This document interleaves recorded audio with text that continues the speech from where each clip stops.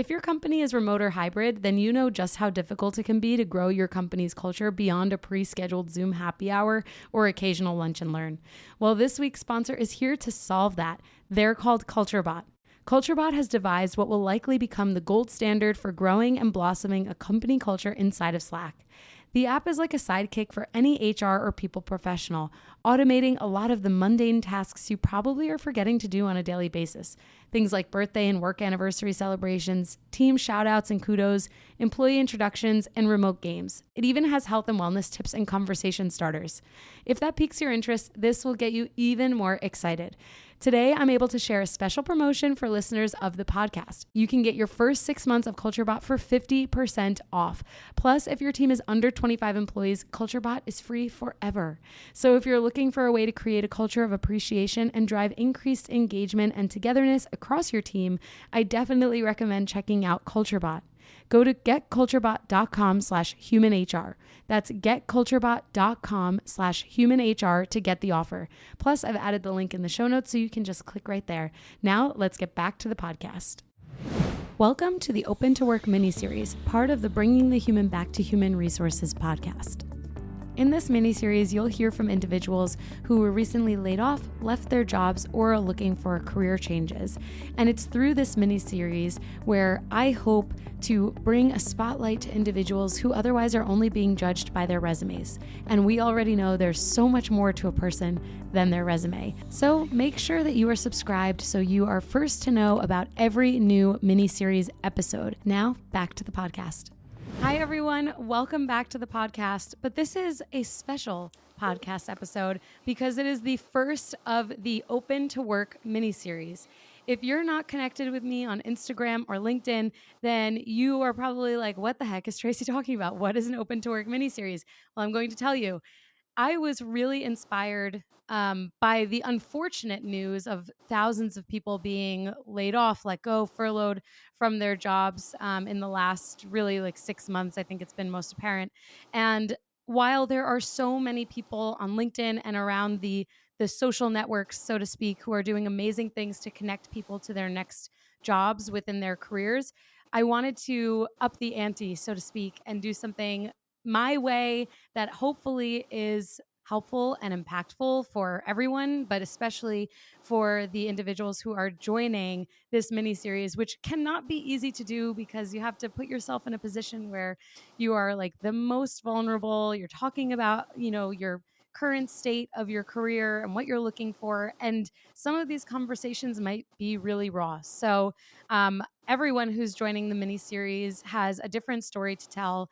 And I hope that anyone listening to this will be able to impact each individual in their own way, if possible. And hopefully we can get some jobs secured out of this, out of these mini-series episodes. So without further ado, I'm going to introduce you to Kylee Stewart, who is an amazing individual who we've kind of had an opportunity to connect a little bit since basically launching this mini-series idea. But basically what Kylee is looking for is an opportunity in fashion design.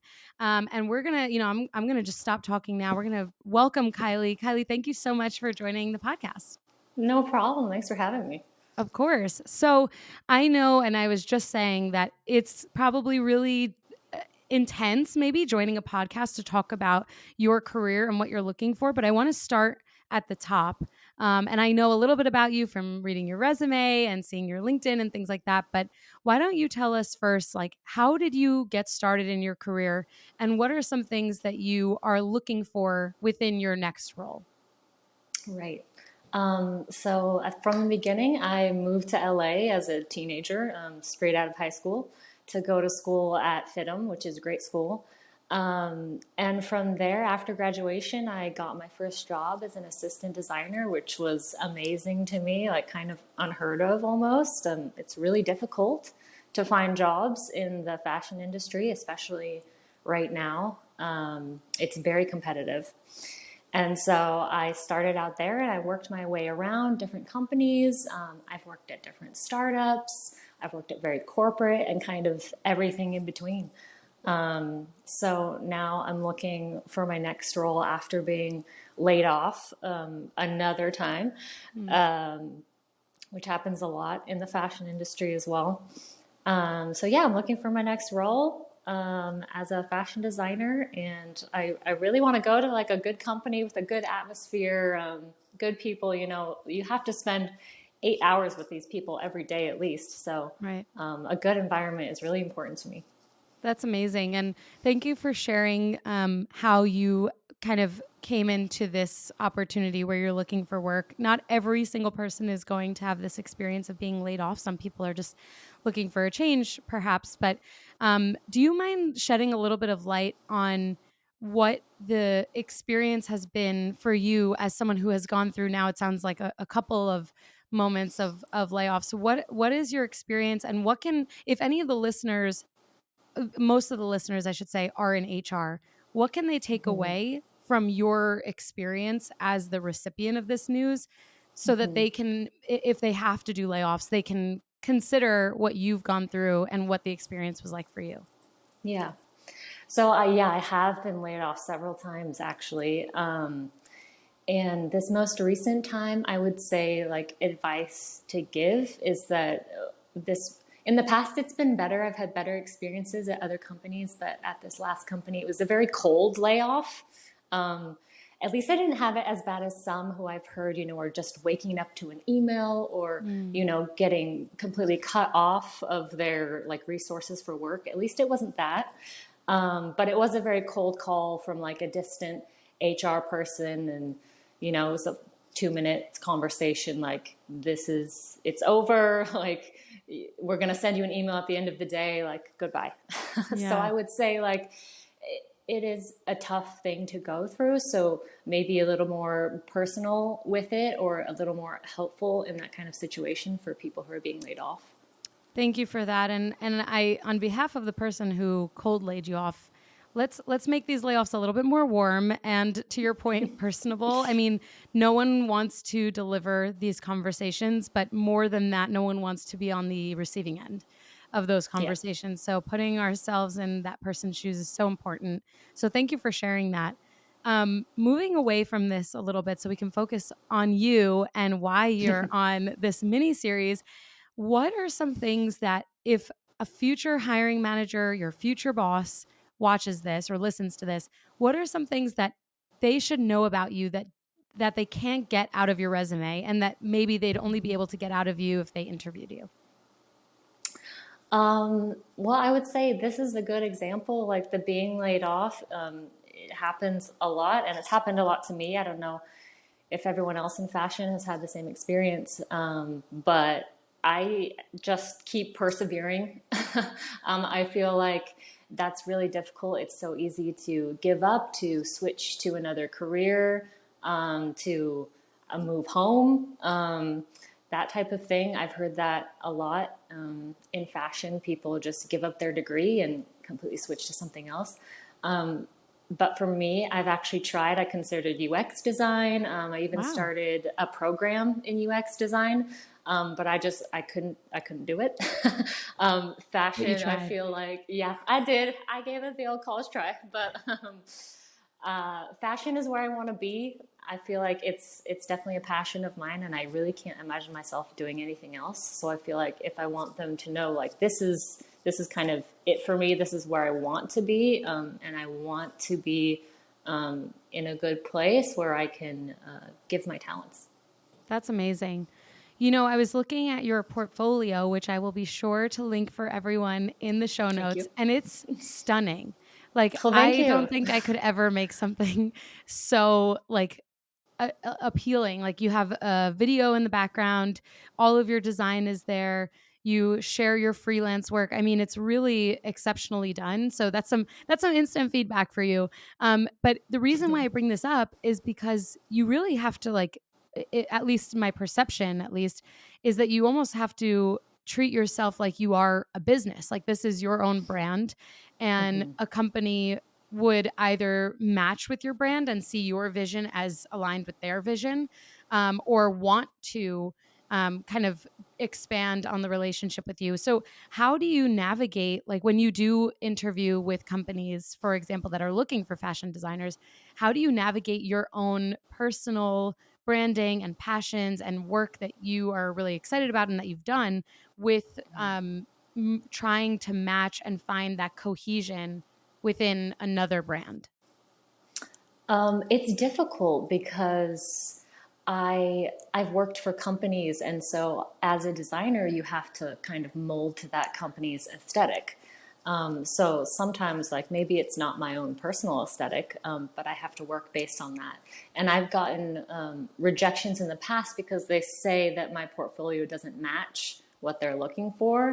When I feel like in actuality, it's more of like the adaptability of the designer for the role. But since mostly I go through recruiters, I don't get the chance to even, talk to an HR person at the company. Right. Interesting. This is opening up a whole new can of worms for me and so many questions. Yeah. I think my first question, I guess, is how do you, and I guess it kind of, you almost answered this in a way, how do you find yourself getting in front of these companies? Like, is it always with a recruiter? Do you find more success reaching out through their website? Like, where do you typically spend your time? I feel like I've gotten the most interviews through recruiters. I feel like they have like an extra leg up on like, recommending Sure. people because it's a whole screening process for them. Because yeah, it's difficult if you just like try to apply online or go through LinkedIn. Like you never hear anything back. Honestly, I've probably only gotten like 2 rejections in like a certain amount of time. So it's rare to get those interviews on your own, especially like I said, in the fashion industry in LA. It's very competitive. Right. This leads me to kind of briefly mention something that I've talked about on my podcast before, which is how we look beyond the resume. And again, this is a huge motivator for this mini series because I know that even looking at resumes as an HR person, but also having a resume of my own, that it's very easy to just you get 100 applications, maybe 300 applications, and you're just looking for very specific things, and you're looking for specific company experience, specific years of experience, and it's almost like a dehumanizing of the process, even though it's like how I kind of talked about this recently. When you have a ton of applications or applicants, how realistic is it for you to contact each person? Like most of the time, these are automated processes. So this is where, in speaking with you, I think having this understanding of who you are behind your resume, that you created this resume to highlight and showcase the experience that you have, but that's only something that you're looking at on the surface layer, and that there's so much more there, including in your portfolio. I mean, I see some of your illustrations. I'm like, oh, how could I order that dress?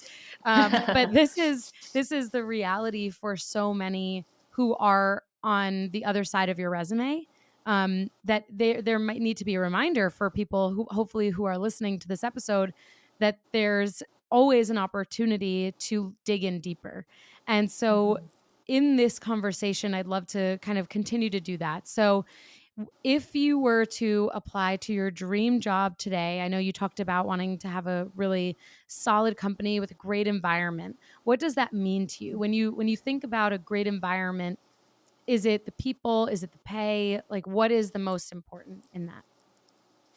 I mean, like if we're looking for the unicorn here, of course it's everything. Like it's the pay, it's the people, it's managers that care about like the environment they're creating for their employees. It's difficult to do that. I totally understand. Like not everyone is going to mesh, not everyone's going to work well together, but that is what I'm looking for. And yeah, the pay, of course, like living in an expensive city, like inflation's only going up, like companies that care about how their employees are living, how they're spending their time outside of work. That, like you mentioned, seeing us more as, humanizing us, because that's what we are, whereas, just looking at our numbers or our resume. Right. Exactly. With that, when you think about your past experiences, and I know from your resume that you've worked in at a number of companies where you've spent multiple years. I see PJ Salvage, you were there for about a year. Guess, or G by Guess, you were there 3 years. And you have a ton of experience even in other design roles. When you were in those experiences, what were some things that you learned and that you've taken with you along your career journey, either from mistakes or failures or huge success stories? Um, I feel like I've definitely learned how to navigate with different people. I feel like I get along well with a number of people, but in the work environment, it's a whole new thing. You have to learn to work with others, and as a designer, we're always on teams. Like it's rare that you're ever going to work by yourself. So teamwork is a big one. And then also like within these other like corporate companies I've worked for, you have to learn to stand up for yourself and you want to, if you want something out of the company, you have to voice that to your managers, because without that they're just going to kind of steamroll over you, I hate to say, but it does happen a lot. I feel like to people who are in the beginning stages of their career, they don't know how to bring it up, or they hate to like broach the subject of like a raise or a promotion or things like that, but I've definitely learned like the professional ways to go about that. And I feel like it's really helped me. That's amazing. I'm really inspired by your story because I come from a retail background. I worked in luxury for a number of years, as well as big box for a number of years. And I know that the side of the business that is behind design, that is behind even the marketing and the way that the brand is received is so intense. And there are so many opportunities for people to feel totally overwhelmed by the amount of work and because really, I'm sure, especially as a designer, if you design something and it doesn't sell, then that's something that you're responsible for. If you design something amazing and it does sell, it's the brands. So it's like, yeah, Yes. like I did that, but also like what would have happened if that was like my thing? Like I think about this all the time. So I also just want to say another reflection that I've had in hearing you share your story is that I don't always have, actually most of the time I don't have people on my podcast who are outside of HR coaching or some sort of like professional role that deals with like employment law and HR, and it's really refreshing to hear the other side of things and how you have learned and grown and what you have taken away from your experiences, while also sharing some advice for us as HR people or leaders, whoever's listening, so that we can continue to make the experiences for our employees amazing. So I really appreciate that. But on the entrepreneurial side of your role, because I do want to come back to this, I feel like, especially if you did like some UX design and you've tried to, take on some new skills and apply yourself, it leads me to believe that you possess an entrepreneurial spirit. So have you ever thought about like your own business or even kind of like creating something of your own? Not to say that that's like the only way to create the stability that you deserve, but just out of curiosity. No, actually, yes, I've definitely thought about it, and I'm kind of starting the groundwork of that actually, Wonderful. because I never know, if I'm gonna get another job at a different company. So I thought, I should just pave the way for myself. So it is like a side project I'm doing right now is starting my own business. That's amazing. Congratulations. Thank you. That's awesome. I think it's, at least in our generation, there is no such thing as like a side hustle almost. Like there are projects that we do, but I almost feel like there's no surviving this world without multiple streams of income. Like, Yeah. right? Like you have your business and you're looking for a job that is, quote unquote 9 to 5 or your day job, let's say. And then I have my podcast, which is technically not my day job. And I have a day job. And, so it's like, this is the reality of our world. And I think it's really exceptional if for you, the way that I'm seeing your trajectory and the way that I'm hearing you've grown within your own career is that you have been burned a couple times. You've been laid off a couple times because of the nature of the industry that you're in. And yet, Yes. as you said, you continue to persevere. You're committed to yourself. You're committed to your craft, and you continue to invest in what you care about and what you're passionate about. So I do hope that anyone listening to this really feels the same way, because if you think anything else, you're not listening. I mean, this is like a super clear Yeah. takeaway. So I really appreciate that. And um, speaking of day jobs, side hustles, side projects, I know you said that you're in LA, but are you looking for relocation or remote work, or are you just looking for something local? I am open to relocation. I've applied to places in New York. I've applied even in like Italy and Wow. France. Yeah, so I'm open. Now that I'm starting my own business here, it would be nice to be local, but I feel like if the right opportunity came along, I would definitely be open to relocation. That's amazing. And I guess to kind of close off this conversation, I want to make sure that you feel and have the experience to showcase all of the amazing things that you'd be bringing to the table if you were hired, whether by someone listening to this or someone who shared it to someone. But what is something that you want a hiring manager to take away about your resume, your portfolio, your experience, and even just about who you are? Like, what's the one thing that you want each person to really remember about you? Oh wow, one thing. You could do more than one. You could do more. Uh, um, I think like versatility. Like I have the versatility to work at different kinds of companies. Do really want to get into more like evening wear and couture. And in the past, I feel like they've been like, "Oh, you don't have that experience already." Even though I have like some sketches, I have background in dresses. But they're just not willing to give you the opportunities. So I feel like for HR people, like you said, maybe think outside of like what is on their resume. If you have the opportunity to get to know people and see that they have more talents beyond what is on paper. Amazing.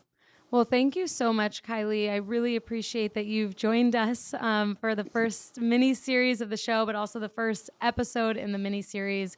I think you set the bar super high. And I for sure am going to include all of the links to allow people to contact you and reach out if they have an opportunity for you or if they want to connect you with someone, because people, that is also totally okay. Like if you don't have a job to offer Kylee, let's get Kylee connected to someone who Yes, does have a please. job. Yeah, like even if you're trying to like, I don't know, invest in a new business or in a person, like maybe with Kylie's new business, maybe there's someone to connect her with. So let's think outside the box, even in this moment, and get Kylee connected to literally anyone.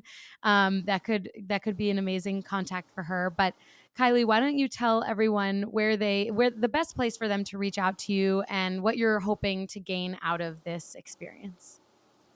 There's multiple ways. LinkedIn, of course. I'm on LinkedIn. And my email and everything is on there. And phone number as well. Like that's the best way to reach me, probably LinkedIn and email.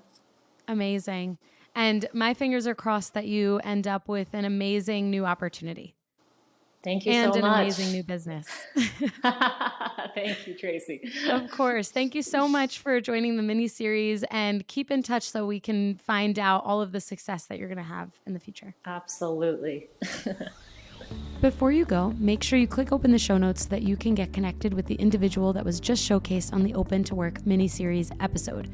Plus, if there's someone in your network that should connect with this person, send them this episode. Also, it would mean so much if you took time to rate, review, and subscribe to this podcast. Thank you so much for being here. See you at the next Open to Work mini-series episode.